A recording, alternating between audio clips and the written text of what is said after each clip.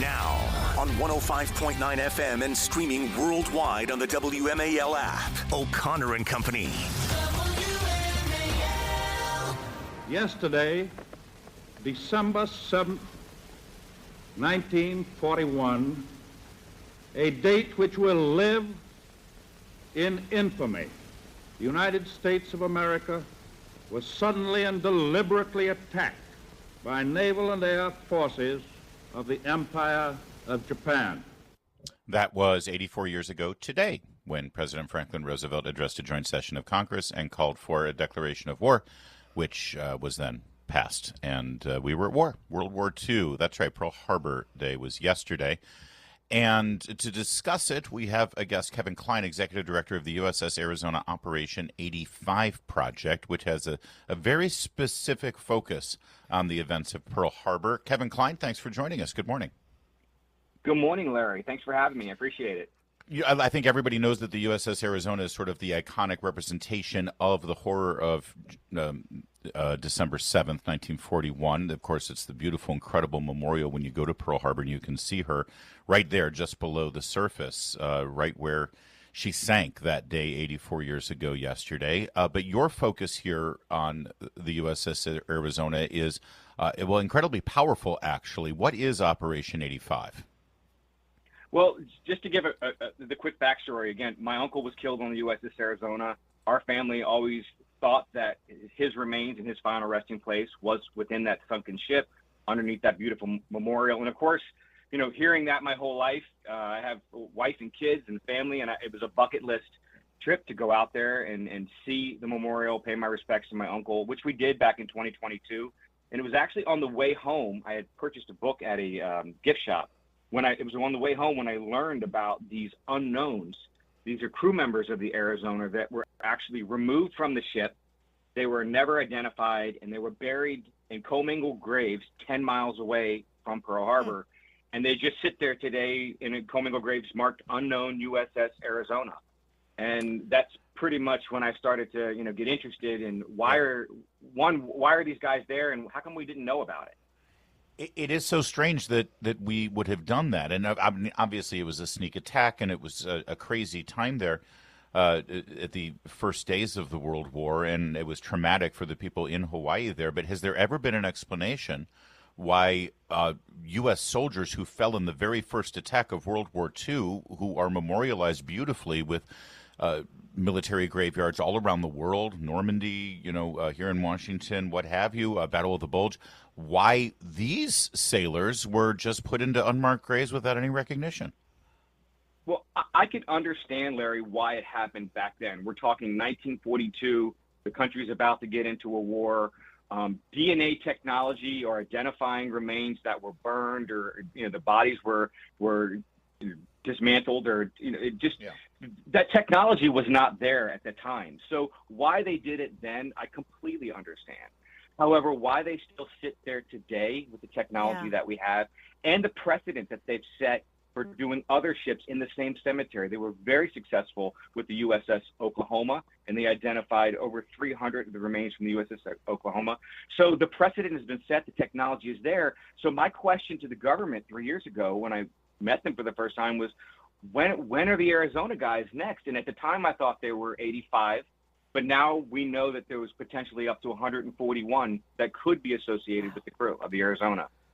So you're asking, what you want is for families to be able to decide that if they want to have these, their service member identified through a process and then sort of removed from that commingled burying spot and then brought home and reburied. That's really that's a pretty simple request. And that's what you're seeking. Is that correct?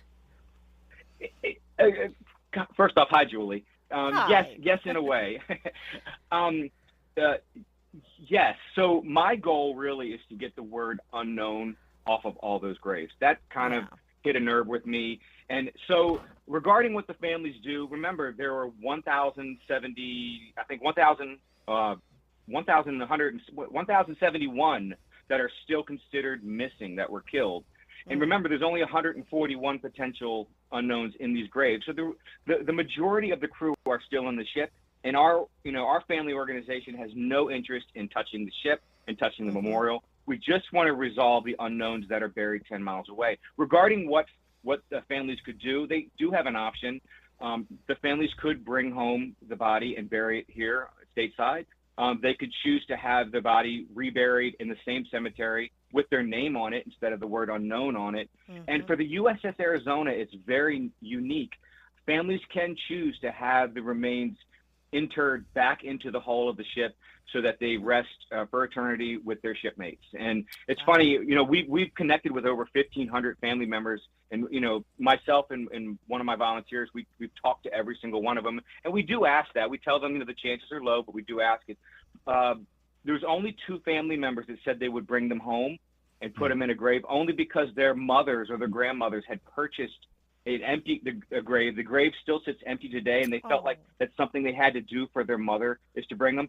However, the majority of family all said, we want to put him back in the ship. We want him to be where we always thought he was, and our family always thought he was, which is back in the U.S.S. Arizona and in the hull of the ship. And that's that's kind of where our family would stand too, is we just want to take the word unknown off these guys, and we want to give them a final resting place. Yeah. And let them be known. Yeah. Kevin Kline is our guest. Kevin Kline is the executive director of the U.S.S. Arizona Operation 85 project. And I guess, Kevin, the last question here is, who can get this done? I mean, here it's the 250th birthday of our Marines, Army, and Navy. Next year, we're going into not only the 250th birthday of America, but it's also the 85th anniversary of the attack on Pearl Harbor. It seems like a no-brainer to get this done. Can the Pentagon just decide to do this? Who's got the jurisdiction? Well, just so you know, when I first reached out to the agency that does it, it was a hard no. The answer was no. The answer was it would be too difficult, too costly to find the family members. And the Navy did a study in 2022 that said it would cost approximately $3 million and take 10 years just to find the families. That's what made me so mad, because the answer was no because of that. And that's what Operation 85 is. I've spent the last 3 years of my life, put everything on hold, my family, my business, everything. In the last 3 years, I have found all of those families. We found enough families and we turned in enough DNA to turn this hard no into a yes. So the last 3 years, it was no. But as of today, the DPAA and the Pentagon is starting to watch. And I have to tell you, it was a tough struggle working with the last administration and trying to get anything moving. But this new administration has caught on, and I'm happy to report that they are very supportive, not only in potentially resolving the U.S.S. Arizona unknowns, but again, trying to do it fast and quickly. They want to know, if the Navy thought it was going to be $10 million in 10 years, or $3 million in 10 years, how could some real estate agent from Virginia who has no background, no experience, anything, do this so quickly? And thank God this administration opened their eye and said, let's talk to him. Let's find out how he did it. And I'm excited about that, because I don't think this can actually just resolve the Arizona. You have to understand there are thousands of family members over there for other conflicts, other wars, Vietnam, other conflicts in World War II that are still missing family members. And I think the process that we built and the connections and the relationships that we built can help so many other families as well. So I think it's going to open the door for a lot of families. Kevin Kline, I know this is a passion of yours. I've met you personally, and you can tell how passionate you are about it and the love you've got for these men and for your uncle in particular. And, listen, you keep us updated. You'd be surprised who listens to this show every morning as they're coming into work or while they're at work. And some of those people are the types that can grease the wheels on a project like this. And we'd love to get an update from you when you can. I appreciate that, Larry. And if there are any other family members or someone that is related to a U.S.S. Arizona crew member, or anyone that needs help with the missing, you can go to our website, which is ussarizona.navy, and connect with me there. There's all information about it, but we'd love to connect with any family members that need some help. Excellent. Great stuff. And by the way, you can forgive the last administration for not doing anything. I mean, we had a president who claimed that his uncle was eaten by cannibals in Papua New Guinea. I mean, I'm shocked we're still standing after that. Thank you, Kevin. Thanks, Larry. Thanks, Julie. I appreciate it. It is 7:46.